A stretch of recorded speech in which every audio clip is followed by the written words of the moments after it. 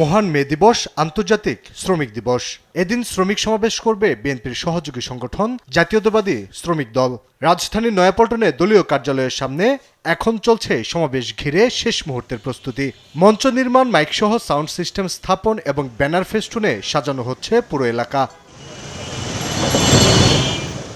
দলীয় নেতারা বলছেন, গণতান্ত্রিক পরিবেশে এবার মে দিবস উদযাপন শ্রমজীবী মানুষের জন্য নতুন প্রত্যাশা তৈরি করবে। সমাবেশে প্রধান অতিথি হিসেবে প্রধানমন্ত্রী তারেক রহমানের উপস্থিতি ঘিরে নেতাকর্মীদের মধ্যে রয়েছে বাড়তি উচ্ছ্বাস। সংবাদ সম্মেলনে বিএনপির স্থায়ী কমিটির সদস্য নজরুল ইসলাম খান জানান, শ্রমিক সমাবেশে কয়েক লাখ নেতাকর্মী সহ সাধারণ মানুষের সমাগমের আশা করছেন তারা। এই সমাবেশে বর্তমান শ্রম উপস্থিতি এবং সমসাময়িক জাতীয় রাজনীতি নিয়ে গুরুত্বপূর্ণ বক্তব্য রাখবেন সমাবেশের প্রধান অতিথি বাংলাদেশ জাতীয়তাবাদী দলের চেয়ারম্যান এবং মাননীয় প্রধানমন্ত্রী জনাব তারেক রহমান। এবারের মে দিবস অনেক কারণেই বিশেষ গুরুত্ব দাবি রাখে। কারণ একটা গণতান্ত্রিক পরিবেশে একটা গণতান্ত্রিকভাবে নির্বাচিত সরকার যখন রাষ্ট্র পরিচালনার দায়িত্বে, তখন আমরা এই মহান মে দিবস পালন করতে যাচ্ছি।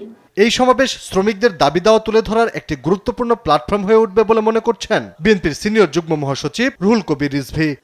মাননীয় প্রধানমন্ত্রী, যিনি শ্রমিক, ছাত্র এবং জনগণের একজন অবিসংবাদিত নেতা হয়েছেন সংগ্রামের নেতৃত্ব দিয়ে, ফ্যাসিবাদ বিরোধী সংগ্রামের নেতৃত্ব দিয়ে, আগামীকাল প্রধান অতিথি হিসেবে বক্তব্য রাখবেন।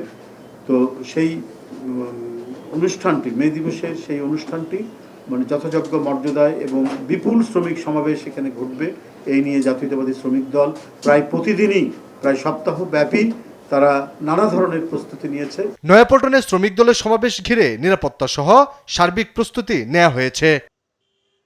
আলী আকাশ, দেশ টিভি, ঢাকা।